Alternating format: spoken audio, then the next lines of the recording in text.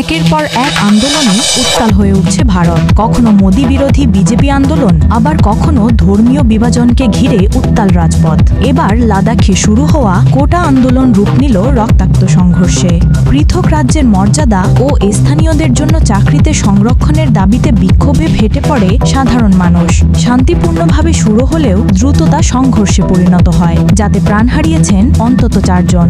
2019 সালে প্রধানমন্ত্রী নরেন্দ্র মোদী জম্মু ও কাশ্মীরকে 2 ভাগে বিভক্ত করে লাদাখকে কেন্দ্রশাসিত অঞ্চলে পরিণত করেছিলেন। সেই সিদ্ধান্তের পর থেকেই স্থানীয়দের ক্ষোভ জমতে থাকে। তাদের অভিযোগ, দিল্লির সরাসরি নিয়ন্ত্রণে এই অঞ্চলের ভূমি, চাকরি ও পরিবেশগত ভারসাম্য হুমকির মুখে পড়েছে। স্থানীয় এক জলবায়ু কর্মীর নেতৃত্বে বিশেষ মর্যাদার দাবিতে দীর্ঘদিন ধরে আন্দোলন চলছিল।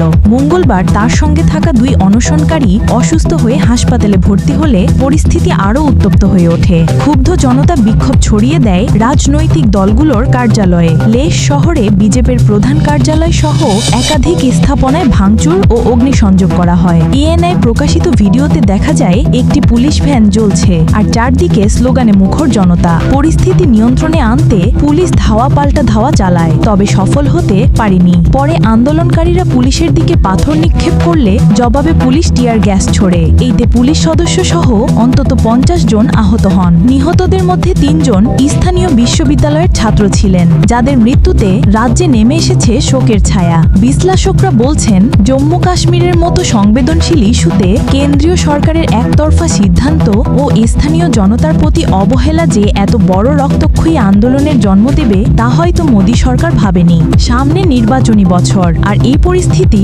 বিরোধী দলের জন্য বড় রাজনৈতিক ইস্যু হয়ে দাঁড়াতে পারে। সুমাইয়া জান্নাত, জিএম টেলিভিশন। চোখ রাখুন জিএম টেলিভিশনের ফেসবুক পেজ ও ইউটিউব চ্যানেলে। সত্যের সন্ধানে সবার আগে জিএম টেলিভিশনের সাথেই থাকুন।